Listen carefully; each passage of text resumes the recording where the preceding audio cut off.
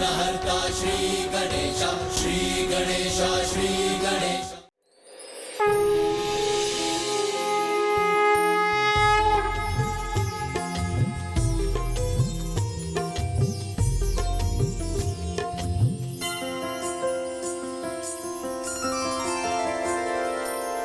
गणेश जय गणेश जय गणेश देवा, माता जाकी पार्वती पिता महादेवा।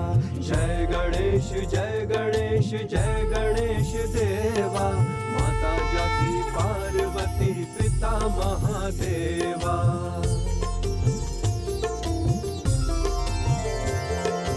एक दंत दयावंत चार भुजाधारी, माथे सिंदूर सोहे मूस की सवारी। एक दंत दयावंत चार भुजाधारी, माथे सिंदूर सोहे मूस की सवारी। पान चढ़े फूल चढ़े और चढ़े मेवा, लड्डुअन का भोग लगे संत करे सेवा। जय गणेश जय गणेश जय गणेश देवा, माता जाकी पार्वती पिता महादेवा। जय गणेश जय गणेश जय गणेश देवा, माता जाकी पार्वती पिता महादेवा। प्रभु विनायक की, प्रभु विनायक की, विनायक की, प्रणम्यं शिरसा देव गौरीपुत्रं विनायकं, भक्तावासं स्मर नित्यम् आयुः कामार्थसिद्धये।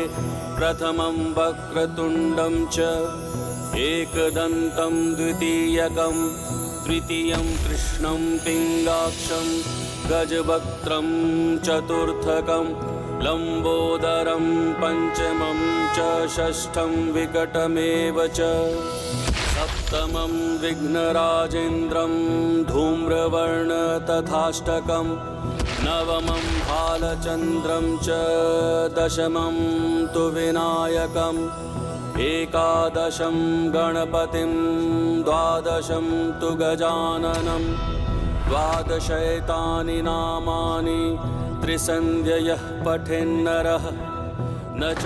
ये कैसे संभव है? सर्वासिद्धिकरं प्रभो। रूपा वर्षा होगी, अवश्य होगी तुम्हारे प्रभु विनायका की। देखा चाचा जी, प्रभु की लीला जहाँ होती है ना, वहाँ कुछ भी सूखा नहीं रहता। आपका कहा सत्य हो गया, प्रभु स्वयं प्रकट हुए। अब देखिए जल ही जले चाचा जी।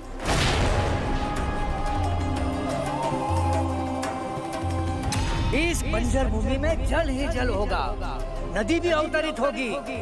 सत्य कहा था आपने, नदियां अवतरित होगी, तो देखिए हो गई, जल ही जल है यहाँ।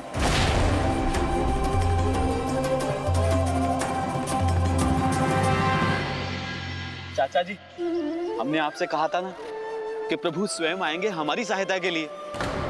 देखिए ना, वो आ गए हैं। दुष्ट, इतने महान विनायक भक्तों को तुम जानबूझकर कष्ट दे रहे थे। हाँ, बहुत अत्याचार किया है इनके साथ, बहुत सताया है इन्हें। तुमने इन्हें बंजर भूमि दी थी ना, आज इन तीनों की भक्ति और आस्था से ये बंजर भूमि पावन भूमि बन गई है। आज वही कानी या एक कोना भूमि इस श्री फल के जल से अभिषिक्त होकर पाकम अर्थात जल से परिपूर्ण हो गई है। अब ये भूमि बंजर नहीं, कानी पाकम के नाम से विख्यात होगी।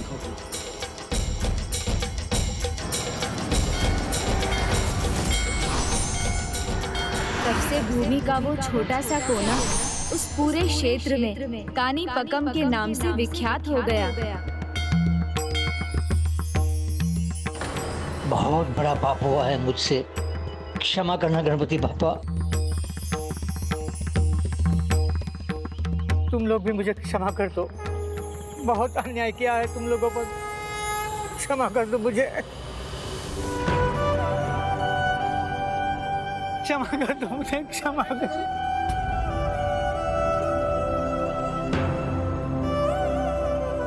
उठिए चाचा जी, हम आपके पुत्र समान हैं। और एक पिता समान बड़े का क्षमा मांगना शोभा नहीं देता। और हम कोई नहीं है क्षमा देने वाले। क्षमा का अधिकार तो केवल हमारे प्रभु श्री विनायका का है। आप उन्हीं की आराधना कीजिए, वही आपको क्षमा करेंगे।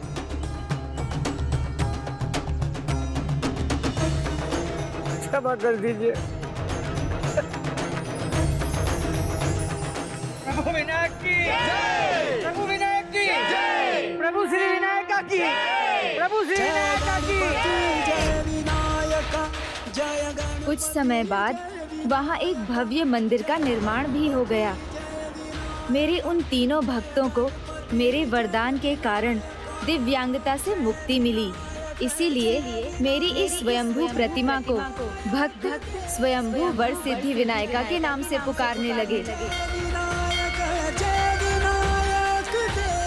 जो भी भक्त अटूट श्रद्धा और विश्वास के साथ मेरे इस वर सिद्धि मंदिर में दर्शन के लिए आता है, उसे मनोवांछित वरदान की प्राप्ति होती है।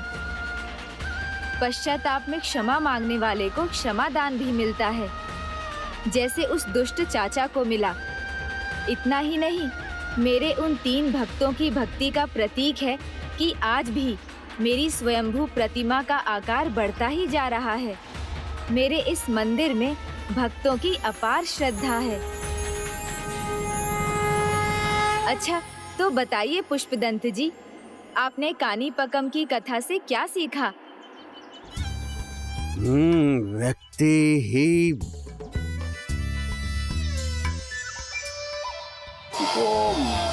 नहीं, व्यक्ति को अपनी शारीरिक कमियों के कारण स्वयं को दुर्बल नहीं समझना चाहिए और उन्हें अपनी सफलता में बाधा नहीं बनने देना चाहिए। सब कुछ भूलकर सफलता प्राप्त करने के लिए लगन से अपना कर्म करना चाहिए। भक्ति और कर्म में जो संतुलन बनाकर रखते हैं, ईश्वर भी उन्हीं की सहायता करते हैं, जैसे मेरे इन तीनों भक्तों ने किया और फलस्वरूप उन्हें मेरा वर मिला। सत्य तो ये है, भगवान स्वयंभू बनकर ही नहीं आते, अपितु भक्तों को बिना मांगे भगवान सब कुछ देते भी हैं। हाँ प्रभु, मैं समझ गया। तो अब आप भागेंगे तो नहीं? बोलिए बोलिए पुष्पदंत जी।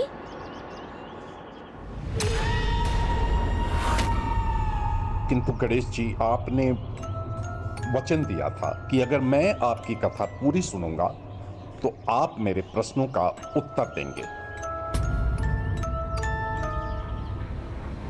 उचित है, पूछिए। इन्हें मैं प्रश्न के चक्र में उलझाकर निकल जाऊंगा। कदाचित ये इनकी भाग निकलने की कोई योजना तो नहीं? आप तो बुद्धि के देवता हैं गणेश जी, कोई भी कठिन प्रश्न आपके लिए सरल होगा। तो मैं आपसे एक सरल प्रश्न पूछता हूँ।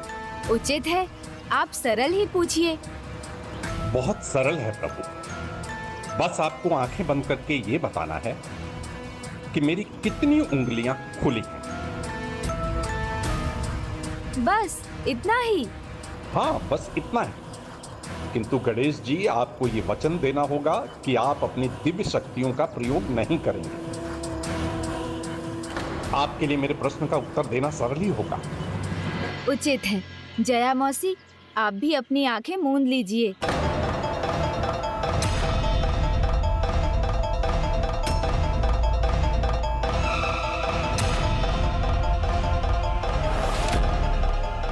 अब उचित है, एक बार पुनः पूछिए आपका प्रश्न। पुष्पदंत जी, मैं आपके प्रश्न की प्रतीक्षा कर रहा हूँ, आप पूछते क्यों नहीं?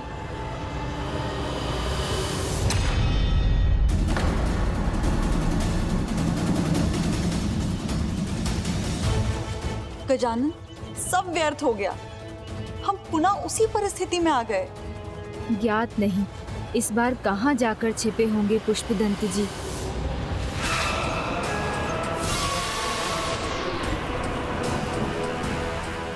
चपल तो बन गए चकमा देकर, किंतु चतुराई का भान नहीं। ऐसी दिशा में छिप गए जिसका उन्हें ज्ञान नहीं। चिंता मत कीजिए जया मौसी, मैं उन्हें फिर ढूंढ निकालूंगा।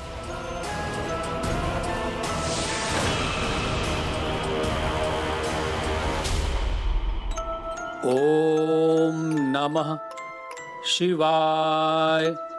ओम नमः शिवाय। इनके भीतर प्रवेश करता हूं मैं।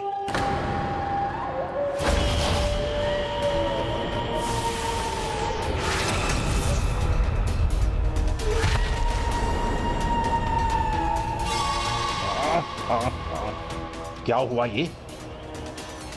साधारण ऋषि और मैं असाधारण पिशाच, फिर भी इनमें प्रवेश नहीं कर सका।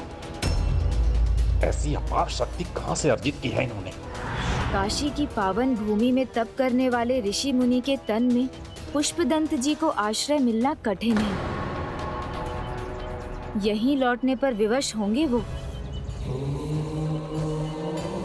कोई तो होगा जिसमें मैं वास कर सकूंगा।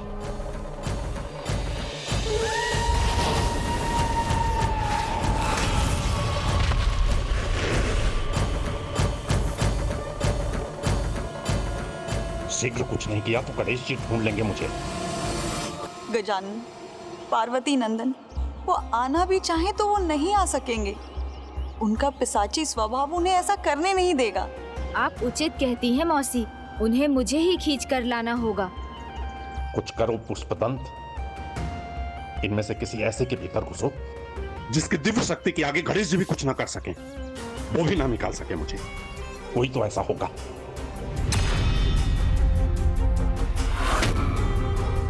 ओम नमः शिवाय। ओम नमः शिवाय। ओम नमः शिवाय। ओम नमः शिवाय। ओम नमः शिवाय।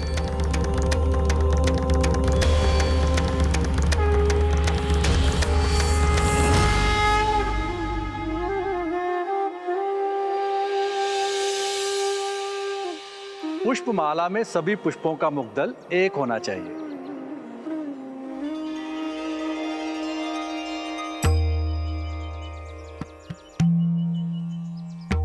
इस प्रकार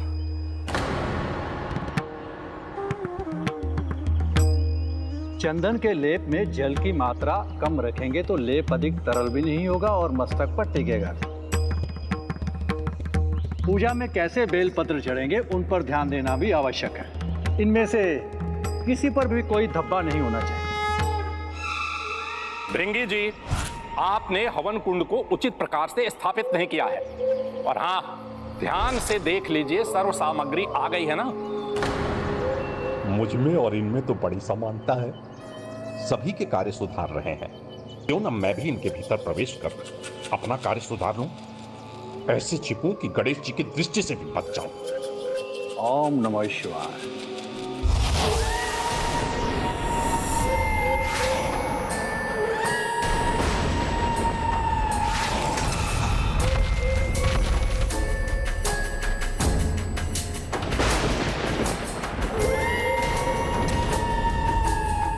प्रणाम स्वामी।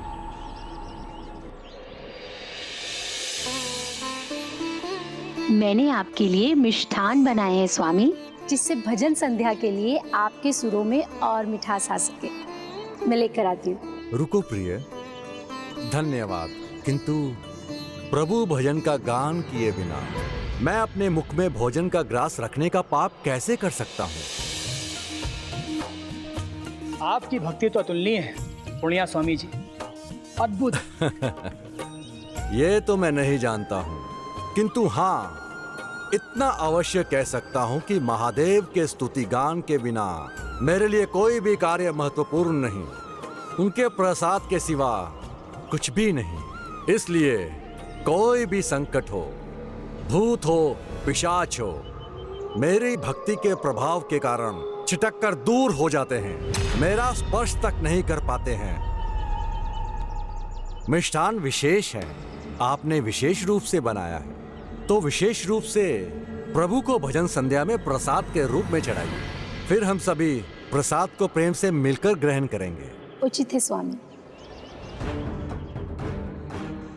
आप सभी को स्मरण रहे, भजन संध्या समय पर आरंभ हो। प्रभु के कार्यों में विलंब मुझे नहीं भाता है, यह भी मेरा नियम है। और नियम कोई भी हो, शास्त्रों द्वारा निर्धारित या स्वयं मेरा बनाया हुआ, किसी भी नियम को तोड़ने की भूल पूर्ण्या स्वामी कभी नहीं करता, कदापि नहीं करता। किसी भी नियम को तोड़ने की भूल पूर्ण्या स्वामी कभी नहीं करता। आप सभी लोग संध्या भजन की तैयारी कीजिए। जो आज्ञा स्वामी जी। जाइए, भोग लेकर आइए। जी स्वामी। ओम नमः शिवाय।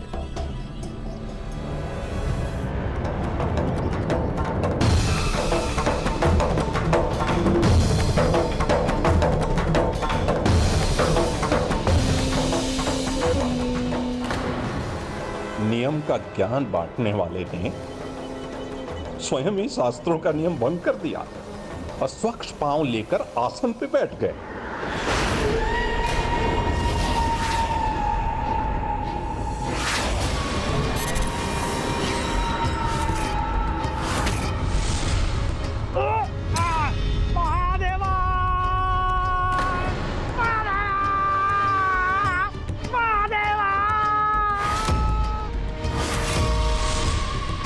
ये अचानक स्वामी जी को क्या हो गया? हाँ, अचानक इतना विचित्र व्यवहार क्यों कर रहे हैं स्वामी जी? ये इनके मुख पर कैसी मुस्कान है? ये आज हो क्या रहा है यहाँ?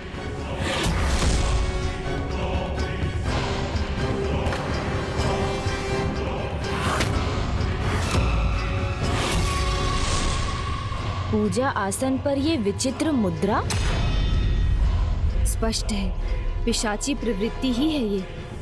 स्वामी जी क्या कर रहे हैं? भजन संध्या का समय बीता जा रहा है, विलंब हो रहा है। भजन कीर्तन करना है, भोग लगाना है और प्रसादी बांटना है। स्वामी, आप ये क्या कर रहे हैं? हाँ, क्यों नहीं? आज पहले ही प्रसाद बांट देते हैं, फिर करेंगे कीर्तन। यही ठीक है ना? हाँ। अरे खड़ी क्यों हो? मुझे दो। ला। स्वामी।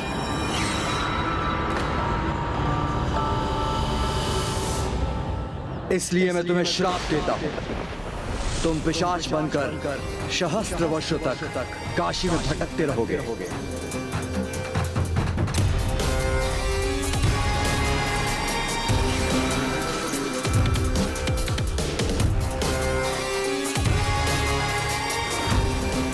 स्वामी, ये क्या कर रहे हैं आप? पुष्पदंत जी, आपको ढूंढना कोई कठिन कार्य नहीं है।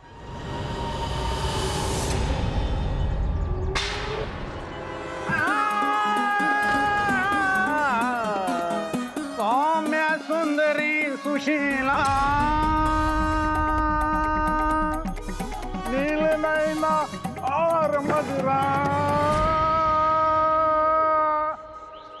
समय और परिस्थिति दोनों इस बात का संकेत दे रहे हैं कि अब मुझे हस्तक्षेप करना चाहिए।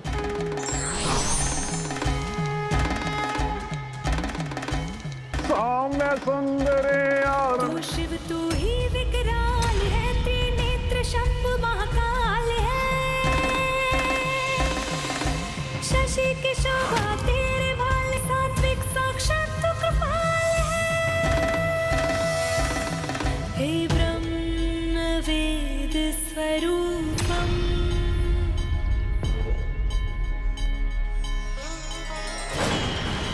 तुझे शत शत अद्भुत। शत शत रुको।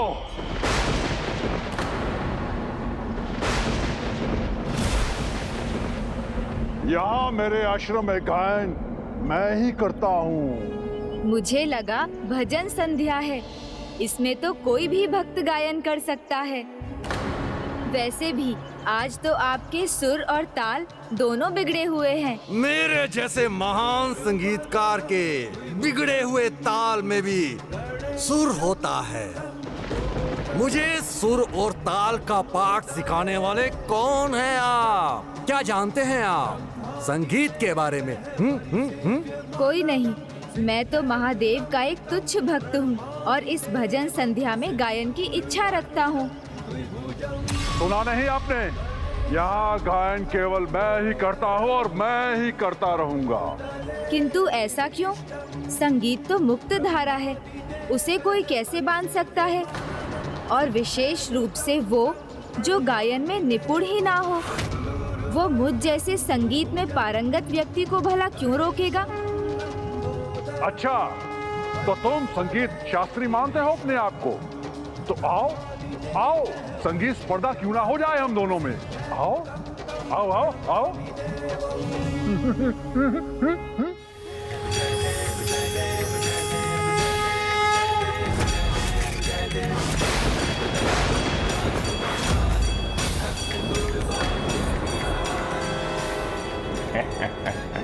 ये तो गणेश जी हैं, यहाँ भी पहुँच गई, स्पर्धा के लिए तैयार हो गई। अवश्य मुझसे कुछ भूल करा के मुझे इन पूर्णिया स्वामी के तन से बाहर निकालने की योजना बनाई है इन्होंने। किंतु आज गणेश जी की योजना धरी की धरी रह जाएगी। जो ये कहेंगे उसका उल्टा करूंगा मैं।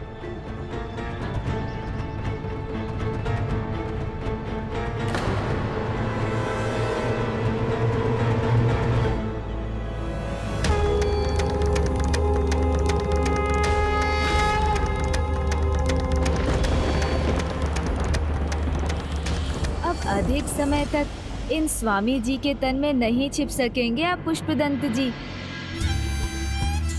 स्वामी जी, पहला अवसर आपका है, आरंभ कीजिए। नहीं, पहले आप ही आरंभ कीजिए, क्योंकि एक बार जो मैंने आरंभ कर दिया तो कदाचित आप कहा नहीं पाएंगे। ये जो भी जाल बिछाएंगे उसका उल्टा करने पर मैं उससे बचता रहूंगा।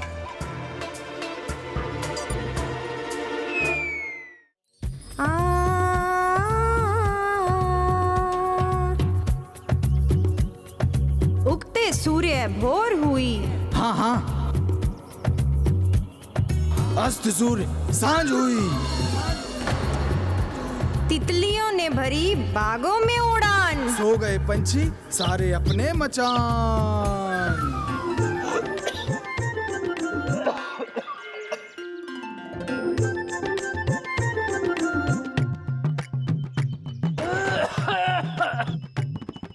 लीजिए स्वामी जी, गंगा जल पीजिए, कंठ तर हो जाएगा। कहीं गंगा जल पिलाकर गणेश जी मुझे पूर्णिया स्वामी के तन से निकलवाना तो नहीं चाहते? नहीं, मैं अभी भी इनके कहे का उल्टा ही करूंगा। नहीं पीऊंगा, नहीं पीऊंगा, मैं खाऊंगा, मैं खाऊंगा।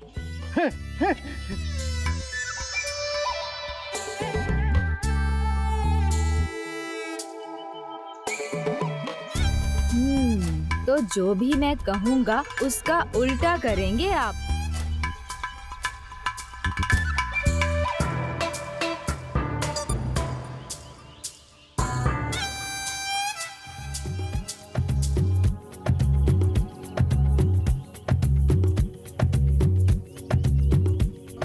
बम बम भोले कन कन में है शंकर, सब दर्शन कर लो भोले का आकर।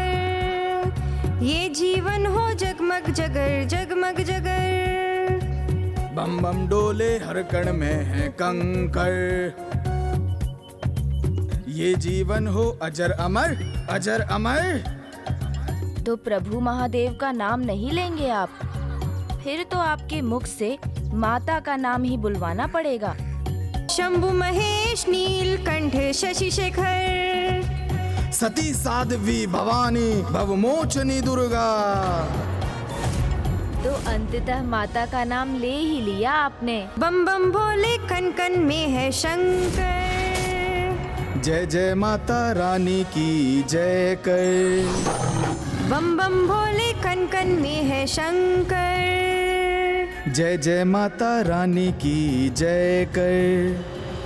जय जय माता रानी की जय कर। जय जय माता रानी की जय कर। जय जय माता रानी की जय कर। अब बचकर कहाँ जाएंगे पुष्पदंत जी? जय जय माता।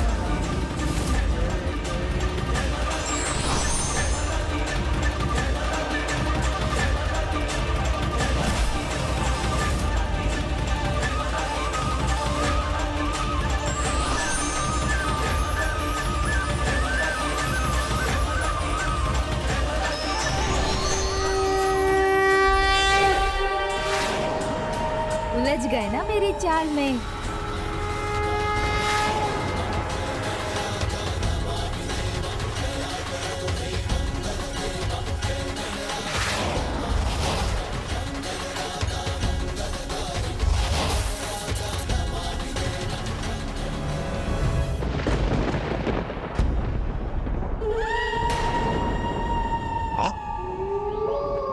आप यहाँ हैं तो वहाँ कौन है प्रभु? मैं वहाँ भी तो मैं ही हूँ। लीजिए स्वामी जी, गंगा जल पीजिए।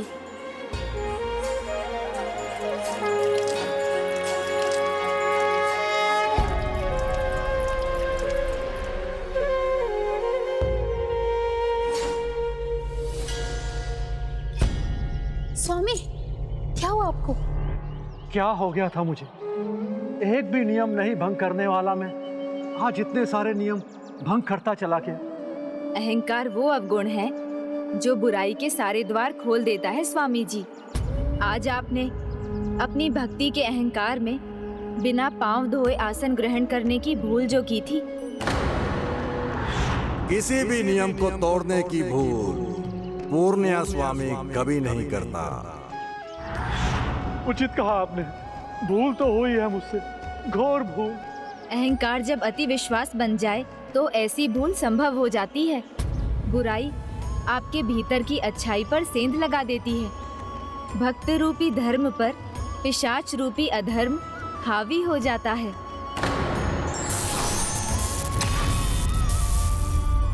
मुझे क्षमा कर दीजिए पंडित जी, आज के बाद मैं ऐसी भूल कदापि नहीं करूंगा पंडित जी। अब स्वेच्छा से चलेंगे आप या फांस में बांध कर ले जाना होगा? पाश की क्या आवश्यकता है गणेश जी, कष्ट होता है, मैं स्वयं चलता हूँ वहीं जहाँ आप मुझे ले जाना चाहते हैं। गणेश जी, आप मुझे बार बार यहाँ क्यों लाना चाहते हैं? बार बार यहाँ से भाग क्यों जाते हैं आप? उचित है, उचित है। तो अब पूछूं? तो गणेश जी बताइए, बार बार मुझे यहाँ लौटाने से क्या प्राप्त होगा आपको? वचन दिया है इन्होंने, केवल वचन के लिए ही नहीं, आपको भक्ति का महत्व समझाकर इस पिशाच योनि से मुक्त कराना चाहते हैं, ताकि हम कैलाश में फिर से एक साथ रह सकें और प्रभु महादेव की कृपा का सौभाग्य प्राप्त कर सकें। मैं नहीं बदला। भक्ति का फल यदि मुझे देना होता तो क्षमा कर देते, दंड नहीं देते, ये अपने पास कैलाश में रखते, आसरा देते मुझे। बस भगवान को ही सब देना चाहिए था। आपको सब चाहिए उनसे, किंतु आपने क्या दिया उन्हें? अपने लाभ की चिंता सभी को सदा रहती है, किंतु एक पल के लिए भी कोई ये क्यों नहीं सोचता कि मुझसे किसी दूसरे का क्या लाभ हो रहा है? एक साधारण भक्त भगवान को भला क्या दे सकता है? अपना विश्वास, अपनी भक्ति, और इतना ही नहीं, भक्त चाहे तो अपने भगवान को आसरा भी। आसरा? तो सभी को आसरा देते हैं, उन भगवान को भला कोई आसरा कैसे दे सकता है? दे सकता है। एक साधारण भक्त भगवान की अद्भुत सेवा कर सकता है। जिन माता की जय जयकार करने पर पूर्णिया स्वामी को आपसे मुक्ति मिली, उन्हीं देवी माता जगत जननी आदि शक्ति के माता वैष्णो देवी स्वरूप को त्रिकुट पर्वत पर उनका आसरा उन्हें एक भक्त ने ही दिया था।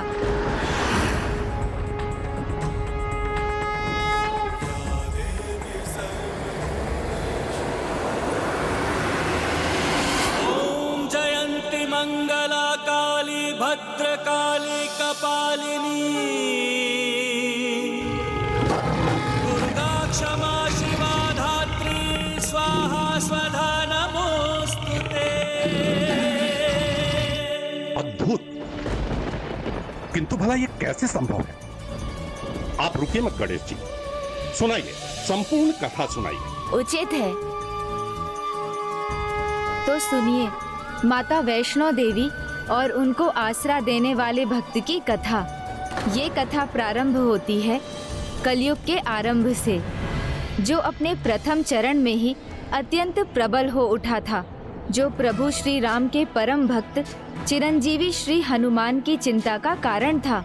हनुमान जी प्रभु श्री राम अवतार के प्रस्थान के बाद भी गंधमादन पर्वत पर स्थित थे, जहां वो नियमित रूप से युगों तक अपने आराध्य प्रभु श्री राम की पूजा आराधना कर रहे थे। वहीं उन्होंने महान ऋषियों की सभा में भी भाग लिया था।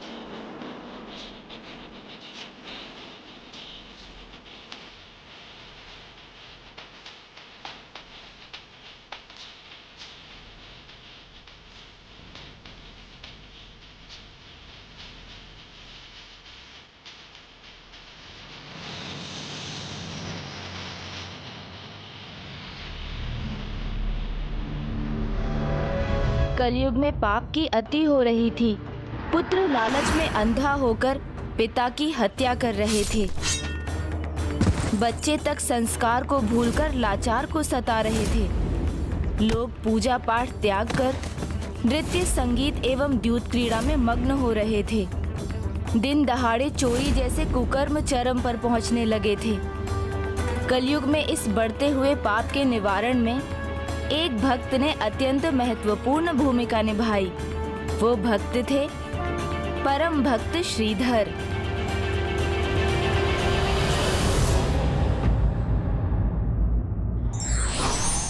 किसी भी व्यक्ति से भूल होना स्वाभाविक है, किंतु उसे मान लेना ही संस्कृति है।